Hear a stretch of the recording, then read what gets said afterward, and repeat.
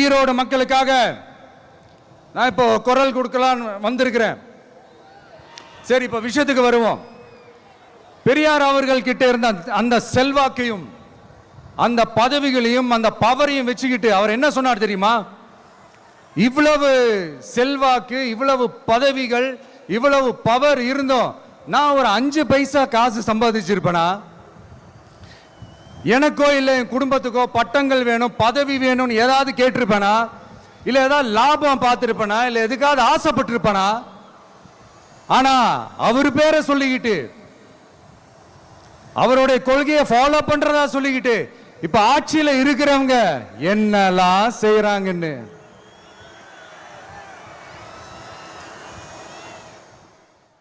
அதனாலதான் சொல்றோம், பெரியார் பேரை சொல்லிக்கிட்டு தயவு செஞ்சு கொள்ளையடிக்காதீங்கயா, தயவு செஞ்சு கொள்ளையடிக்காதீங்க. அவரு பேரை சொல்லிக்கிட்டு பெரியார் பேரை சொல்லி கொள்ளையடிக்கிற இவங்க தான் நம்மளுடைய அரசியல் எதிரி. மக்களை நீங்க சொல்லுங்க, நம்மளுடைய அரசியல் எதிரி யாரு? நம்மளுடைய கொள்கை எதிரி யாரு? ரிப்பீட், நம்மளுடைய அரசியல் எதிரி யாரு? நம்மளுடைய கொள்கை எதிரி யாரு? உங்களுக்கு புரியுதுல்ல? எனக்கு அது போதும்யா, எனக்கு வேற எதுவுமே தேவையில்லை.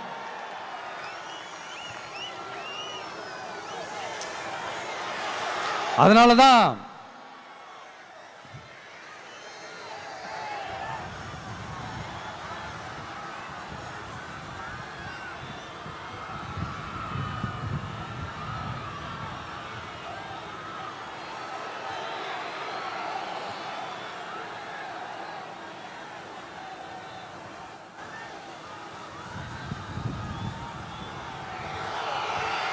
உங்களுக்கு நம்மளை பத்தி, நம்ம அரசியலோட, நீங்க எல்லாரும் என்னோட அரசியலோட கனெக்டடா இருக்கீங்கன்றது ரொம்ப தெளிவா தெரியுது. அதனால எனக்கு அது போதும். அதனாலதான் எதிரிகள் யாருன்னு சொல்லிட்டு களத்துக்கு வந்திருக்கிறோம். அதனால அவங்கள மட்டும் தான் எதிர்ப்போம். அதுவும் அந்த எதிரிகள் யாரு இப்போ இங்க 2026 சட்டமன்ற தேர்தலில் களத்துல இருக்கிறாங்களோ அவங்கள மட்டும் தான் எதிர்ப்போம். சும்மா களத்திலே இல்லாதவங்களையும், களத்துக்கும் அவங்களுக்கும் சம்பந்தமே இல்லாதவங்களையும் எதிர்க்கிற ஐடியாலாம் இல்ல பாஸ். நீங்க கேட்கிறீங்கன்றதுக்காகலாம் எதிர்த்துட்டு இருக்க முடியாது பாஸ். எங்களுக்கு நிறைய வேலை இருக்குது.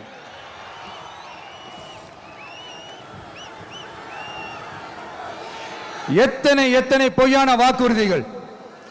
வந்த உடனே நீட்டை ரத்து செய்வோம், கல்வி கடனை ரத்து செய்வோம், கேஸ் சிலிண்டருக்கு மானியமா 100 ரூபாய் தருவோம், என்னெல்லாம் அடிச்சு விட்டுட்டு இன்னி வரைக்கும் கேட்கிறேன், இதெல்லாம் சொன்னாங்களே செஞ்சாங்களா? இவங்க எப்பவுமே இப்படிதான், சொல்றது ஒண்ணு செய்யறது ஒண்ணு. திமுகவும் பிரச்சனைகளும் ஃபெவிகால் போட்டு ஓட்டின ஃப்ரெண்ட்ஸ் மாதிரி ஒன்னிலிருந்து ஒன்னை பிரிக்கவே முடியாது. இந்த இப்போ ஈரோடு பகுதியில் இருக்கிற பிரச்சனையை பத்தி பேசுவோம். பெரியார் பேரை மட்டும் சொல்லிக்கிட்டு எப்படி அவரோட கொள்கைகளுக்கு எதிராக செயல்படுறாங்களோ அப்படிதான் இந்த மஞ்சள் நகரத்தோட மஞ்சளுக்கும் ஒண்ணும் பண்ணல, மஞ்சள் விவசாயிகளுக்கும் ஒண்ணும் பண்ணல. ஆராய்ச்சி மையம், சிறப்பு மையம்னு கோடி கோடியா டெண்டர் விட்டாங்க, பேருக்கு கட்டிடத்தை கட்டினாங்க. ஆனா உலகமே போட்டி போட்டு வாங்குற மஞ்சளை மதிப்பு கூட்டி விற்பனை செய்ய, அதாவது அதோட வேல்யூ இன்க்ரீஸ் பண்ணி நம்ம விவசாயிகளுக்கும் இந்த மாவட்ட மக்களுக்கும் நன்மை செய்ய இதுவரைக்கும் என்ன செஞ்சிருக்காங்கன்னு யோசிச்சு பார்த்தா ஒரு பெரிய ஜீரோ தான். கரும்பு நெல்லுக்கு அரசாங்கம் விலை பிக்ஸ் பண்றாங்க, அதையும் ஒழுங்கா பண்றதில்ல. ஒவ்வொரு முறையும் பிரச்சனை. அங்க நெல் கொள்முதல் செய்யறதுல ஊழல். சரி, நாம கஷ்டப்பட்டு விளைய வச்சது வீணா போக கூடாதுன்னு நினைச்சு நம்ம விவசாயிகள் கேட்கிற லஞ்சத்தை கொடுத்தாலும் அதுக்கப்புறம் கூட அந்த கொள்முதல் ஒழுங்கா நடக்கிறது இல்லை. அதையும் தாண்டி ஏதோ ஒரு விலை விவசாயிகளுக்கு கிடைக்குது. அப்படிலாம் இல்லாம ஒழுங்கா நேர்மையா நம்ம மஞ்சளுக்கும் நியாயமான விலை பிக்ஸ் பண்ணி தரமான விதைகளை கொடுத்தா என்ன குறைஞ்சா போயிடுவாங்க? இதெல்லாம் யோசிக்கிறதுக்கு அவங்களுக்கு நேரமே இல்லை. 24/7 அவங்களுடைய யோசனை என்ன தெரியுமா? இந்த விஜயை எப்படி முடக்கலாம், தமிழக வெற்றி கழகத்தை எப்படியெல்லாம் முடக்கலாம், அப்படிதான் அவங்களுடைய சிந்தனையே 24/7. எத்தனையோ வருஷத்துக்கு முன்னாடி நம்ம காளிங்கராயர் நதிகளின் இணைப்புக்கு முன்னோடியா இருந்தார். பவானி ஆத்துல வர அதிகமான தண்ணி அணை கட்டி தேக்கி தண்ணீர் வறட்சியான பகுதிகளுக்கு அனுப்பினாரு. ஆனா இன்னைக்கு இவ்வளவு நவீன வசதிகள் இருந்தோம், இவ்வளவு சயின்ஸ் வளர்ச்சிகள் இருந்தோம், இவ்வளவு டெக்னாலஜி வளர்ச்சிகள் இருந்தோம், அவங்க வாக்குறுதியில் ஒன்று கொடுத்தாங்கல்ல, பவானி நொய்யலாறு அமராவதி 6 இணைப்பு திட்டத்துக்கு ஒரு துரும்ப கூட கிள்ளி போடல. வாக்குறுதி நம்பர் 103 சொன்னாங்களே, செஞ்சாங்களா? சரி, இதாவது ஒரு பெரிய ப்ராஜெக்ட் வைங்க. ஆறுகளை சுத்தப்படுத்த பல ஆயிரம் கோடி நிதி ஒதுக்குவோம், தமிழ்நாட்டில் உள்ள ஆறுகளை சுத்தப்படுத்துவோம்னு சொன்னாங்களே, செஞ்சாங்களா? ஆனா ஆத்து மணலை கொள்ளையடிக்கிறதுல மட்டும் வேலையை கரெக்டா செய்வாங்க. இதை நான் ஏன் திரும்ப திரும்ப சொல்றேன்னா, மக்களே நீங்க புரிஞ்சுக்கணும். கொஞ்சம் மசந்தா மற்ற மாவட்டங்கள்ல மணல் காணாம போன மாதிரி, மலைகள் காணாம போன மாதிரி, நம்ம மாவட்டத்தில் தனி வளத்தை கொடுத்த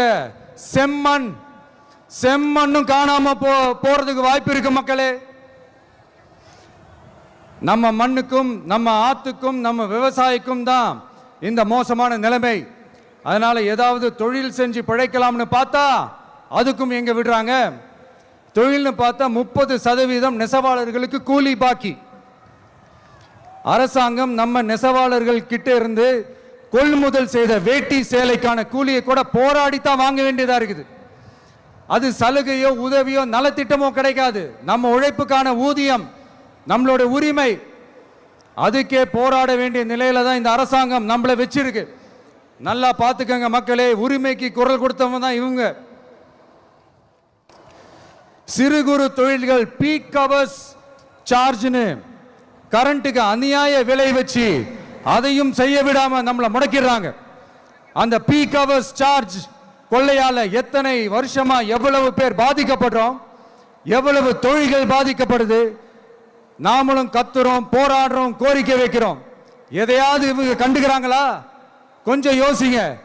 ஏன் கண்டுக்க மாட்டேன்றாங்கன்னு கொஞ்சம் யோசிங்க. அப்போதாங்க பிரைவேட்ல அதிக விலைக்கு கரண்ட் வாங்க முடியும், அதுக்கு டெண்டர் விட முடியும். அப்படி டெண்டர் விட்ட மேட்டர்ல எல்லாம் என்ன நடக்கும்னு உங்களுக்கும் தெரியும், எனக்கும் தெரியும், நம்ம எல்லாருக்குமே தெரியும். இந்த மாதிரி ஈரோடுல மட்டும் இல்ல, எந்த மாவட்டத்துக்கு போனாலும் பிரச்சனைகள் மேல பிரச்சனைகள் தான். அதையெல்லாம் தீக்கிறதுக்கு ஒரு சொல்யூஷன் கூட சொல்லாம இதுல வேற பெருமையா மாடல் அரசுங்கிறது இல்ல. நான் கேட்கிறேன், கூச்சமா இல்ல?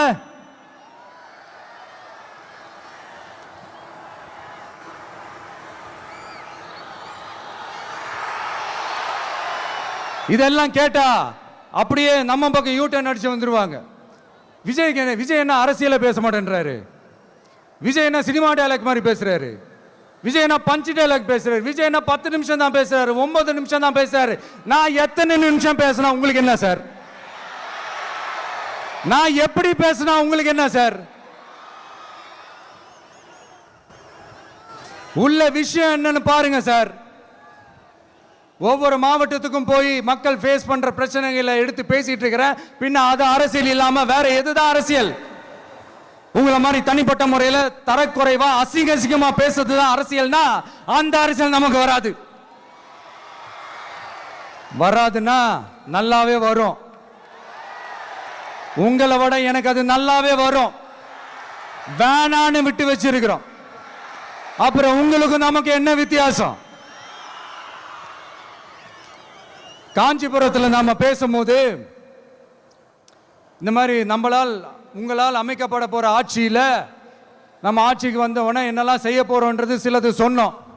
அதையெல்லாம் தப்பா புரிஞ்சுக்கிட்டு இப்போ சொல்றேன், விளக்கமா சொல்றேன், நான் சலுகைகளுக்கு எதிரானவன் கிடையாது. மக்களுக்கான சலுகைகளை இலவசம்னு சொல்லி அசிங்கப்படுத்துறதுல எனக்கு உடன்பாடு கிடையாது. மக்கள் காசுல மக்களுக்கு செய்யறதை எப்படி இலவசம்னு சொல்லுவீங்க?